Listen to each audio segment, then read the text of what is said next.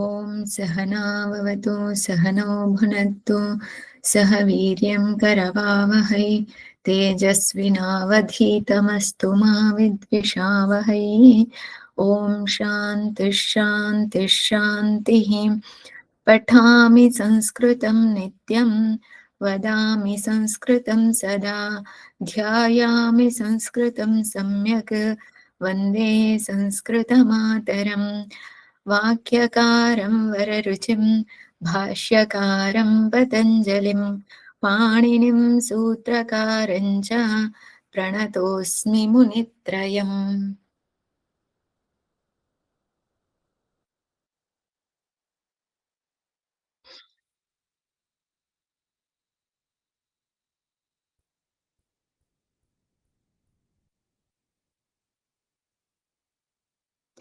We have to do from Kha, right? Yes. Okay.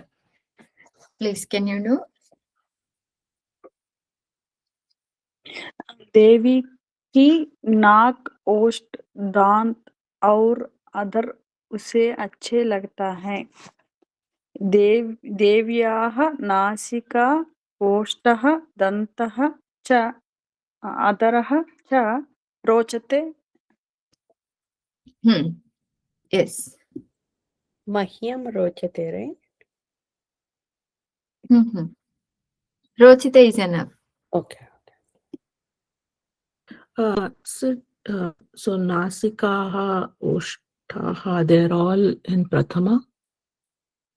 Not Nasikaha, Nasika, Strilinga Shabda. Nasika, they are all. Oshtaha is fine. Oshtaha is Pullinga. So are they all in Prathama? Yes.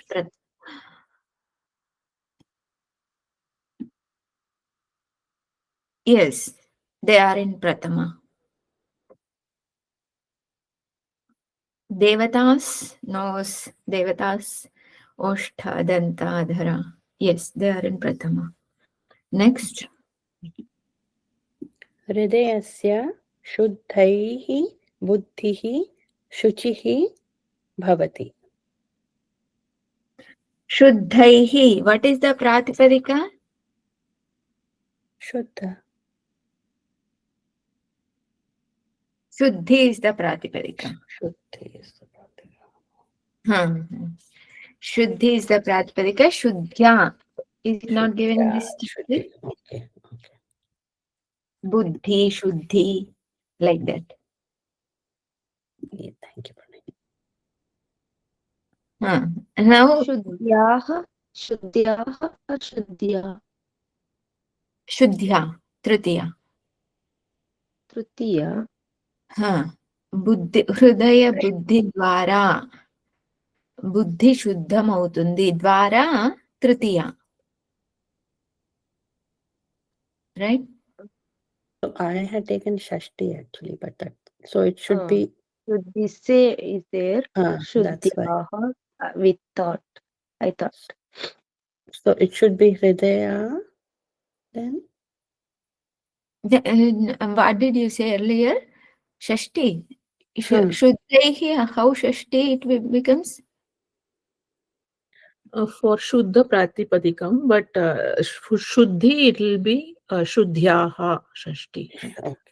Then it should be Hridayasya Shuddhyaha Shuddhya. Yeah, Hrudayasya if you say. Okay. One minute. Shuddhayasya then Shuddhaya. No, Hrudayasya, we don't need that Hrudayasya. Okay. Hridaya Shuddhya. Okay, only Hridaya will be enough. Okay. Hridaya Shuddhya is one word. Got it. Thank you. If we keep it Hridayasya Shuddhya, then Samasa will change. Meaning will change. Hridaya is fine, right? Hridaya Hridaya Shuddhya. Buddhihi Shuchihi Bhavati. Shuchim Bhavati. Dvitiya. Okay. Next, Ar Shuddham Bhavati. I don't know if Shuchi Shabda is in Sanskrit or not. Shuddham is you can use. Okay, Shuddham. Can use. Yeah, Shuchi is also there. Yeah, both words we can use. Next.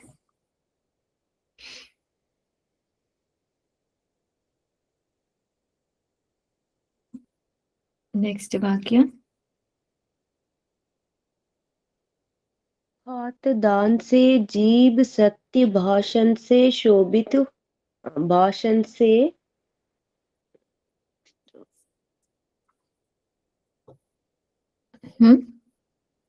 भाषण से बुद्धि सुविचार से बाहुबल से हृदय दया से और कंठा सुंदर स्वर से शोभित होता है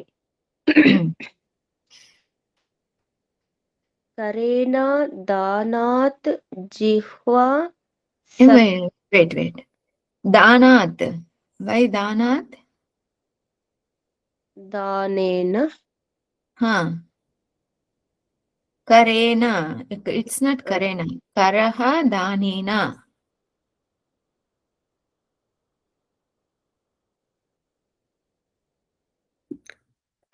Punaji, for Kara, if I used Hasta for 2 hands, is that wrong? I should use Then you Hasta. can, Hastaha you can use. करः Telugu दानेन word is Telugu meaning is చేతులు దానం చేత నాలుక సత్య భాషణం చేత బుద్ధి సువిచారం చేత భుజాలు బలం చేత హృదయం దయ చేత కంఠం సుందరమైన స్వరం చేత శోభాయమానం అవుతున్నాయి శోభాయమానం అవుతుంది ఇప్పుడు तृतीय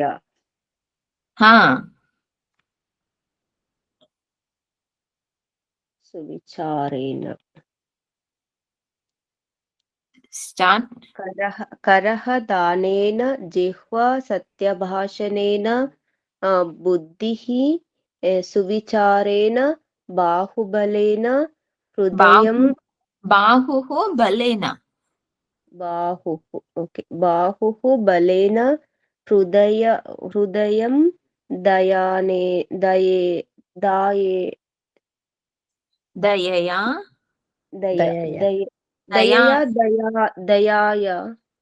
दयया ओके दयया कंठं च सुंदरं स्वरं शोभन्ते सुंदर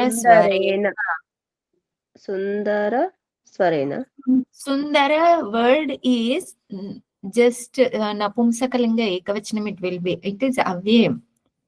Sundara Swarena or Sundara Swarena, one word we can use. Okay, Sundara Swarena Shobhante ఒకటే వర్డ్ తీసుకోవచ్చా శోభంతే రాదా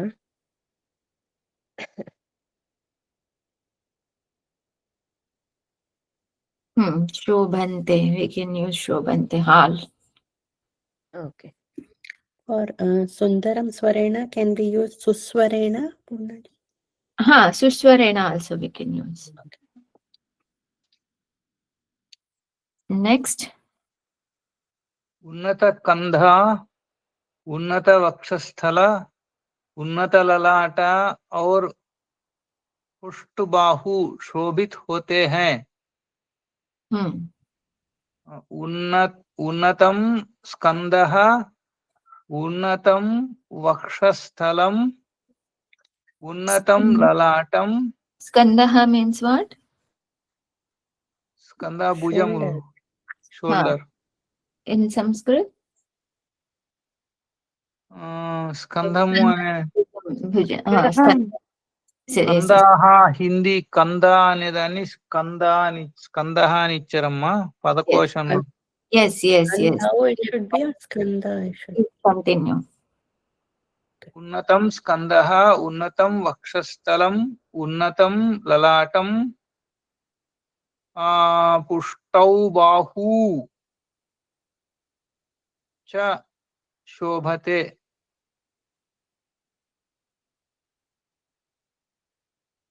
ఇక్కడ బహువచనం శోభేతే శోభేతే ఉంటుందమ్మా శోభంతే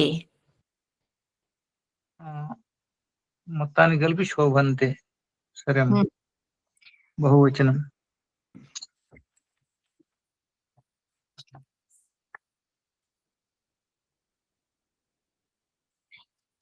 if you One use question. skandaha word, then it will be ekavachanam only. If you use bahuhu, then both will come. So if you use Shobhete.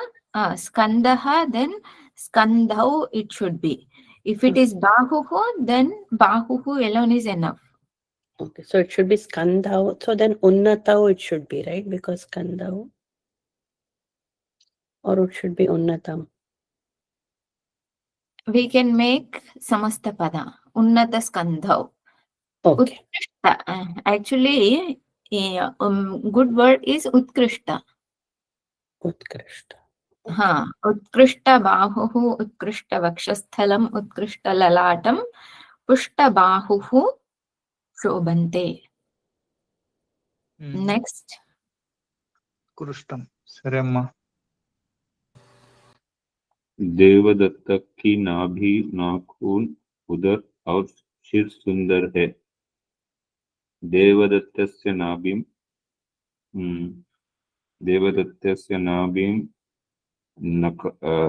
नखम उदरम शिरं च सुंदरम भवति. All these should be in prathama. Okay. देवदत्तस्य नाभिः नखः उदरः Udaram is napusakalinga. Okay, उदरम and शिरः सुंदर भवति. Cha Sundar shirasya sundaram bhavati. Yes. Next one. Sundarani, right? Because all of them. No, Sundaram. Sundaram is Okay, Sundaram. Sundaram is avyaya padam. Oh, okay. శీర్షః అని వాడొచ్చా? But Sundaram word, though it is avyaya, in Ramayana, Goswami Tulsidas ji has written a shloka. Sundare Sundaram, like that, all Sundara words only he will make a shloka. Anybody Yes, remembers?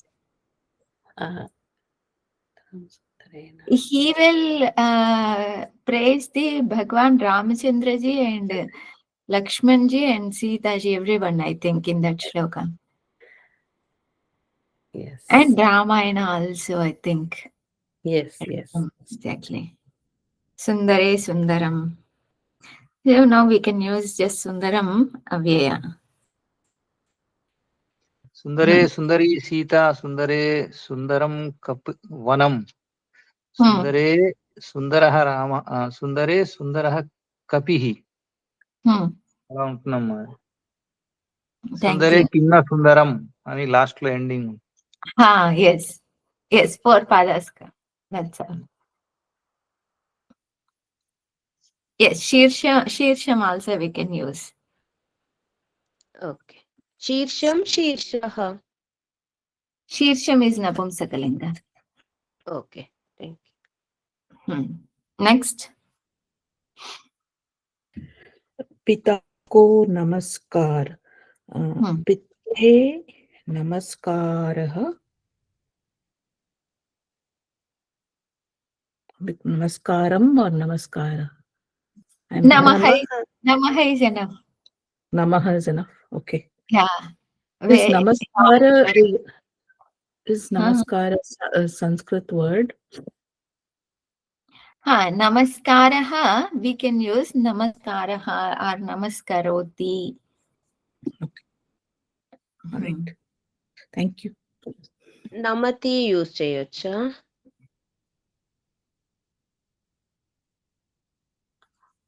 They have not given the Purusha, if you notice that. Okay.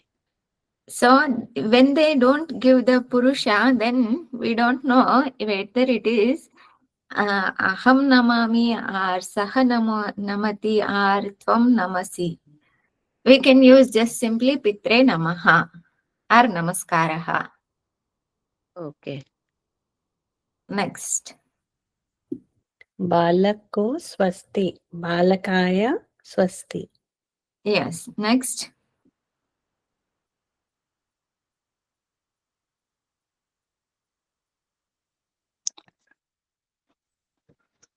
मैं इस कार्य के लिए समर्थ और पर्याप्त हूँ. अहम अस्मिन् कार्ये समर्थः पर्याप्तः च अस्मि.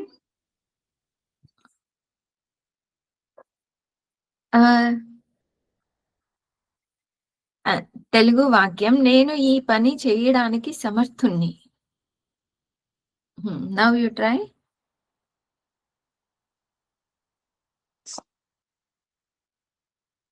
अहम अस्य एतत् कार्यं. एतत् कार्यं समर्थः पर्याप्तः च अस्मि. कर्तुं समर्थोऽस्मि. कर्तुं कर्तुं समर्थोऽस्मि.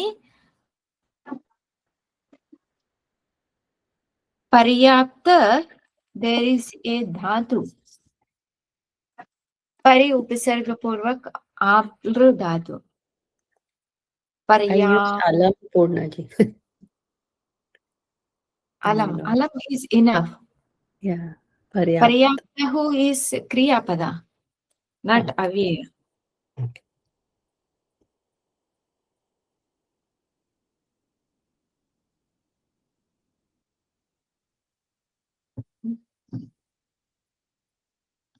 Is the same as apta, like apra dhatu?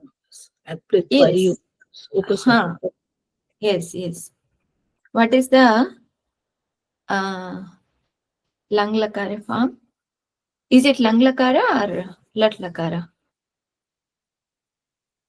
This is lat. Okay, what is the then paryapnoti, paryapnomi. Okay. Aham. Paryapnomi. Next.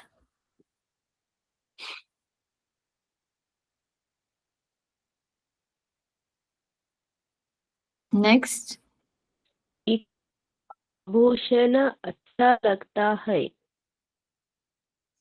भूषितं भूषणं शोभति.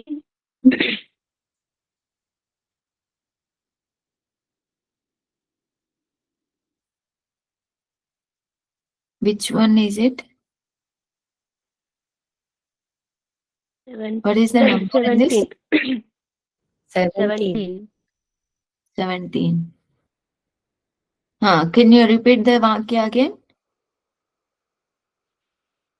योषितं आभूषणं शोभति. अच्छा लगता है. స్త్రీ को ఆభూషణ్ అచ్చా లగ్తా హై. తెలుగు వాక్య స్త్రీలకు ఆభూషణాలు చాలా ఇష్టం. ప్లస్ స్త్రీకి ఆభూషణాలు చాలా ఇష్టం. When rochite comes, what should be the vibhakti? योषिता. Which vibhakti should be there? Which vibhakti should be there? रोचति. तृतीया. By which niyama? Forgot. रुच्यर्दानां प्रियमाणः हाँ, रुचि अर्ध की which धातु vibhakti? अम्मा चतुर्थी होता है अम्मा हाँ, चतुर्थी विभक्ति रुच्यर्थानां प्रियमाणः चतुर्थी hmm. संप्रदाय Rochate, whenever it comes, it should be chaturthi vibhakti. Hmm. स्त्रियै आभूषणं रोचते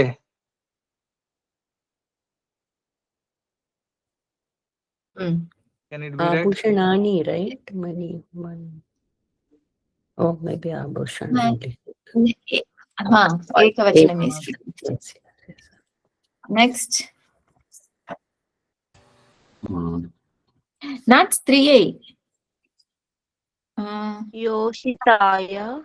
Matye. क्वचित् सकारान्त शब्द विरासुरु क्वचित् Madhye. Yes, yes, it's correct only. सकारान्त चतुर्थी जैसे बहुत मन योषित Yoshit also we can. तकारान्त स्त्रीलिंगमु तकारान्त पुंलिंगम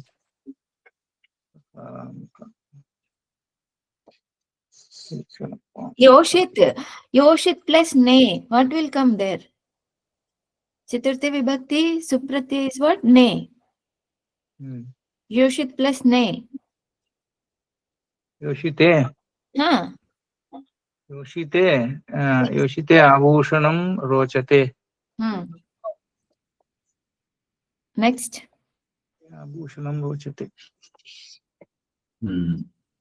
Ram दुष्ट पर क्रोध द्रोह ईर्ष्या और असूया करता है रामः दुष्टम प्रति और should is दुष्टाय चतुर्थी like that. Why chaturthi? दुष्ट पर okay when is not okay this Ramah dustam prati so No. If I ask question, that doesn't mean it is wrong. It is chaturthi only. Because there is a sutra, dushta, kopa, all these words, when it is there, it should be in chaturthi only. Karaka should be in chaturthi. okay so dustayam or dustanam Dushtaya. dustaya क्रोधः द्रोहः ईर्ष्याः Alar dhatus. okay Ramaha dushtaya krudhyati. Droham karoti.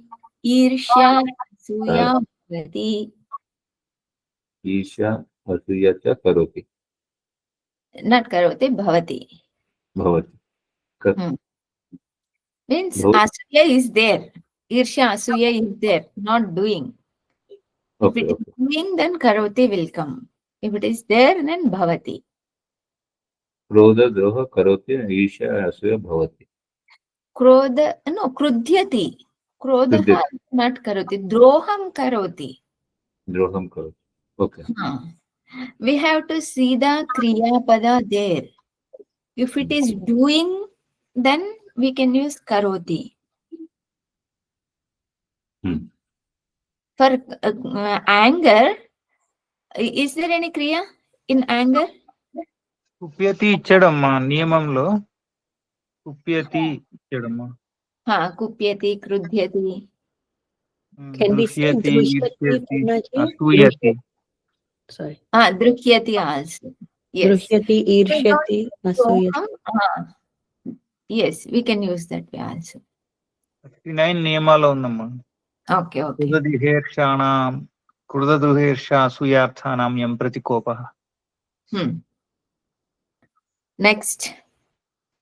What did we say for dusht par? What vibhakti we use there?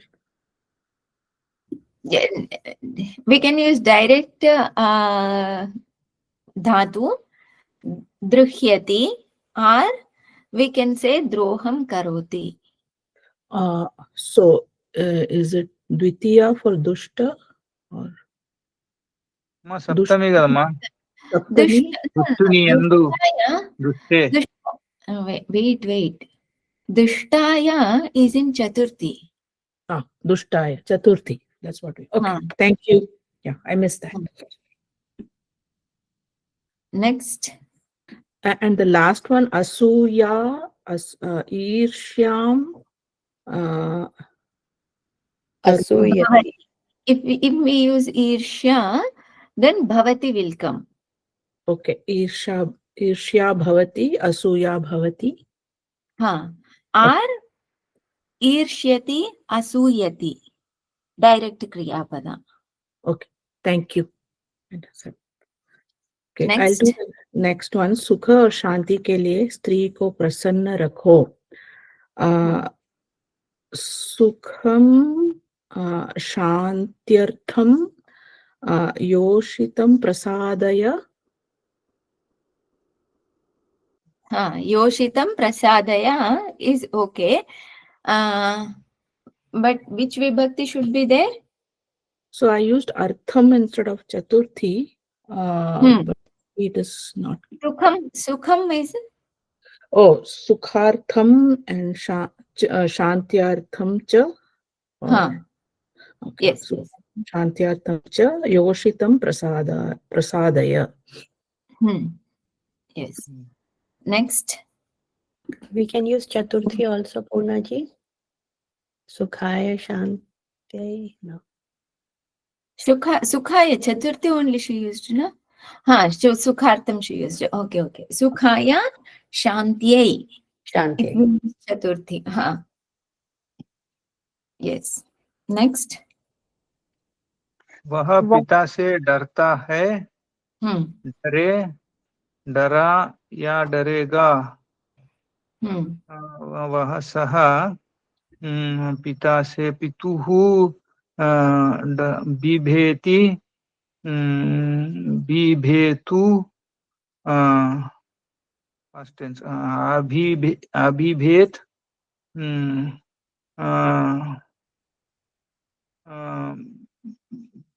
डरेगा. भविष्य में B becomes. అమ్మా ఇక్కడ భవిష్యత్తులో అది గుణం భేష్యతి. భేష్యతి అమ్మా. భేష్యతి. మహాప్రాణం భా అవుతుందమ్మా. భేష్యతి. భేష్యతి వా.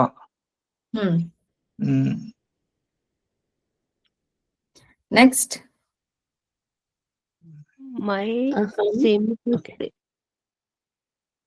मैं सिंह से डरता हूँ, डराया डरूंगा. अहम सिंहात बिभेमि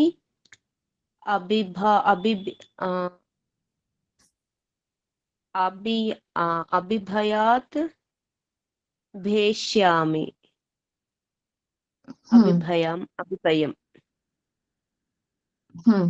अभिभयं भेष्यामि. Next. हम सिंह से which विभक्ति है?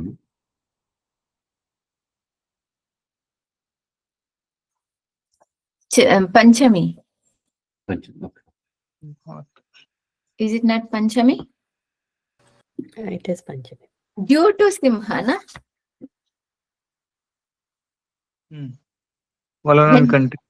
When we afraid, we will afraid. Say is Panchami. From Simha. So from has been Panchami. From Panchami. Tvam chorat bibheshi abhibhehe bheshyasi va. तू चोर से डरता है, डरा या डरेगा. Okay. Now we will do the next chapter. I think we are doing very good. We should do like this, then we can finish before Ashtadasha. Vari means water.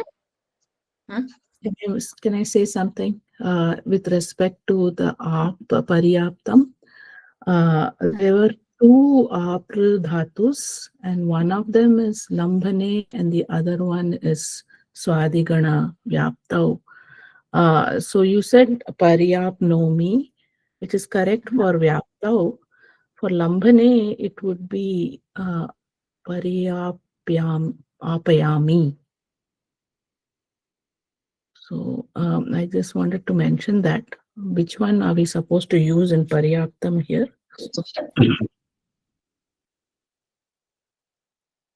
Sorry, I'm just opening the dhatu. Okay. Apru vyapto is there, apru lambhane is there.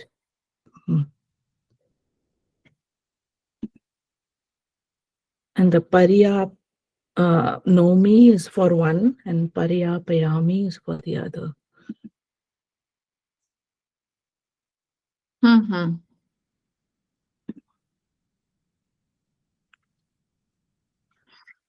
But lambhane is also in English meaning they given to obtain, to get, to receive.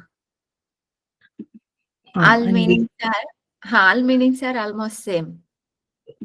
Vyaptau is it means to pervade. Okay. So we can use vyaptau itself.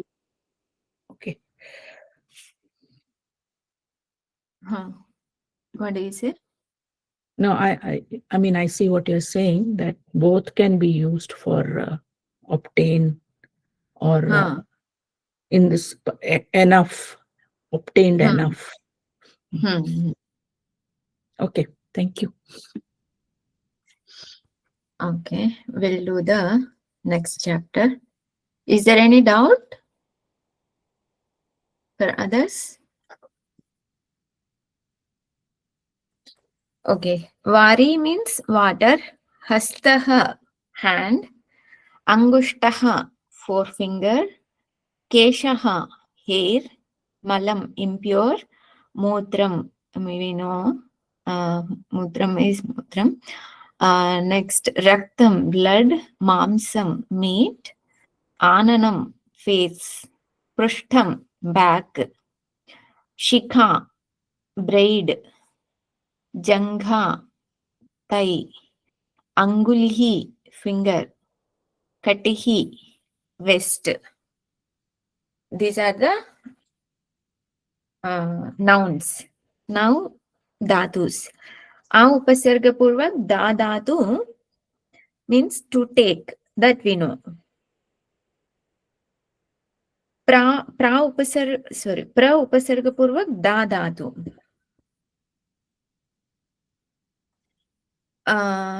To give. Abhi upasarga purvak dha dhatu means to speak, to tell. Api upasarga purvak dha dhatu, to close. Vi upasarga purvak dha dhatu, to do. Vidadhati purvam, where it comes?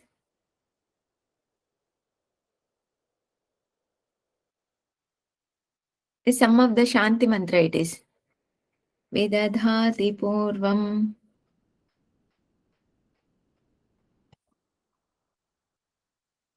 Yo vai vedascha nihito.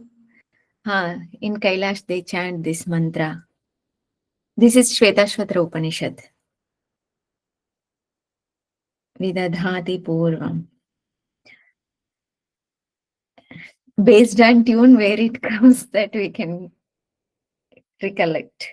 Pari upasarga purvak dha dhatu, to hold. Nidha, ni upasarga purvak dha dhatu, to keep. Anybody knows that sutra? Dha dhatu, when it is have vi upasarga purvak, abhi upasarga purvak, ni upasarga purvak, sam upasarga purvak, different meanings. Swamiji mentioned this in Kiranavali Tika. Check your notes. You might have written that.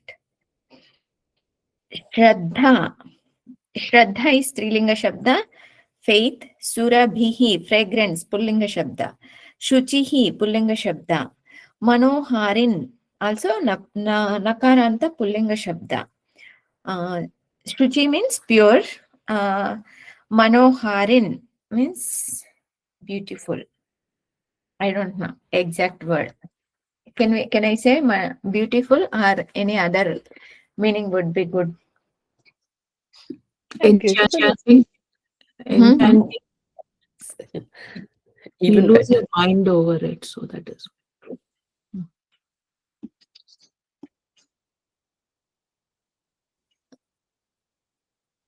Now we'll look at the niyamas.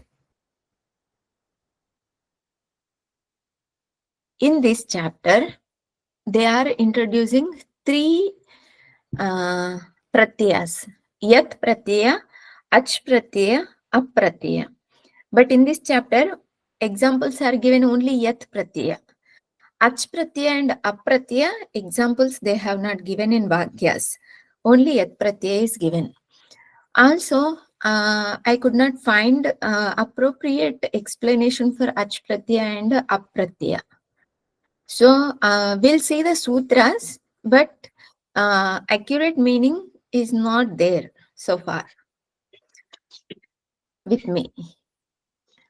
It is not there means it is not there, not that it is not there in Ashtadhyay.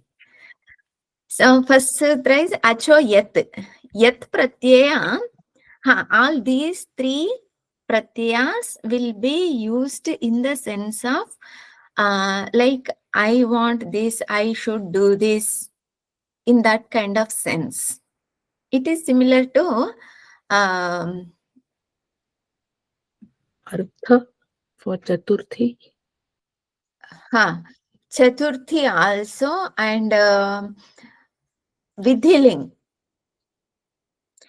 In the sense of Vidhiling, lot. I should do this. I should get this, like that. Mostly it is there in Vidhiling Artha. Atmanepada. Vidhiling Artha, not Atmanepadi. Vidhiling is Lakara. The sutra is Acho Yat. Means I should do this, I should do this for my sake, in that sense. Okay. Yes. You should do this. You should do that. You should get this. Yes. Okay. Vidhiling means it is not only I. In Vidhiling Lakara, 3 Purushas are there, right? Yes, that is If I use should, then if I use one Purusha and Upalakshanena, other 2 should be understood. okay. Okay. Acho yat. Ajanta dhatoho yat pratyaya bhavati. Where this yat pratyaya will come is in Ajanta dhatu, yat pratyaya will come. Gai is the dhatu. Gai becomes Ga. Yeah.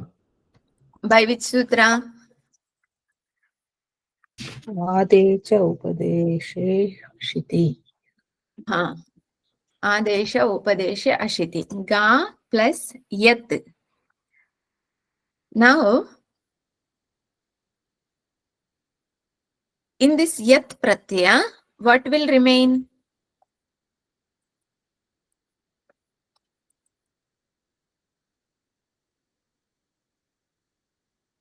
Ya should remain, right? Yakara should remain, yeah. Yakara will remain, Takara will go and lopa by halantyam.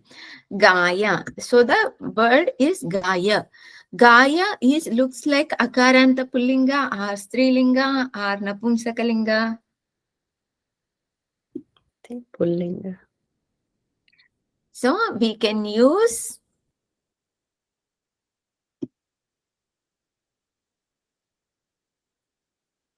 let me go through the niyamas. One more point is yogyata. In the sense of yogyata also this yat pratyaya will be used. And these yat pratyayas will be there in same as what was the previous chapter pratyaya? Which pratyaya we saw? Tavyat, tavya, aniyar. Aniyar. Tavyat, Tavyat, tavya, tavya, aniyar. aniyar. Whatever are the niyamas, karma vachya and bhava vachya, all those niyamas are same for yat, ach, up. You can keep in one table tavyat, tavya, aniyar, yat, ach, up. All these 5. There is no difference in niyamas. Both all are there in the karma vachya and bhava vachya.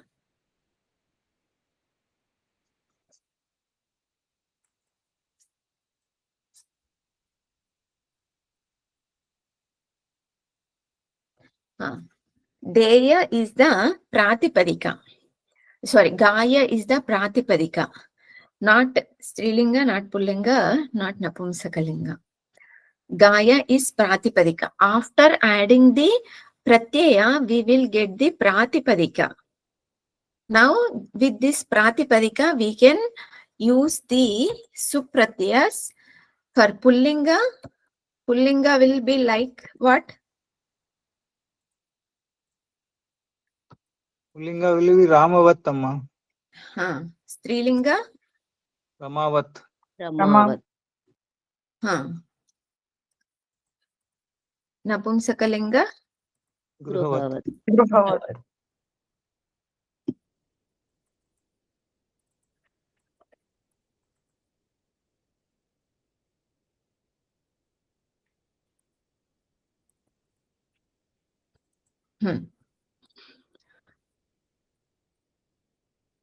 In this, one more point is there, that is idyati.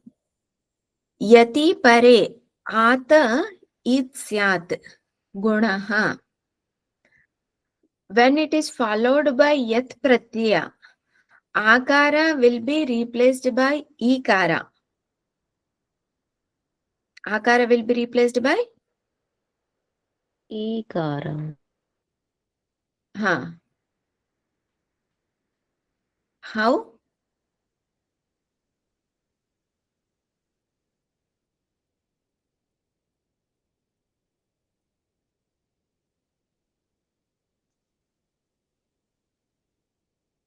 It's not akara.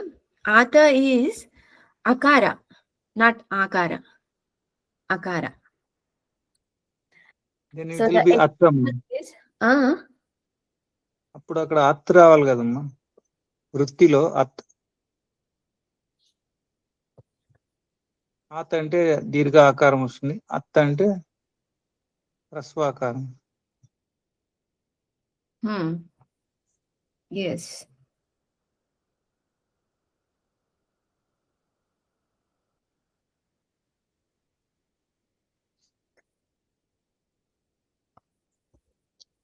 Da is the dhatu. Da dhatu, yat pratyaya is there. Now this the akara will be replaced by ikara.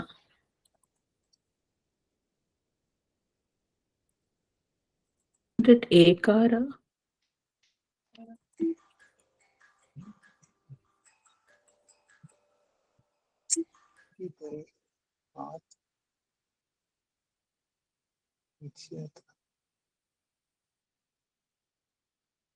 One minute.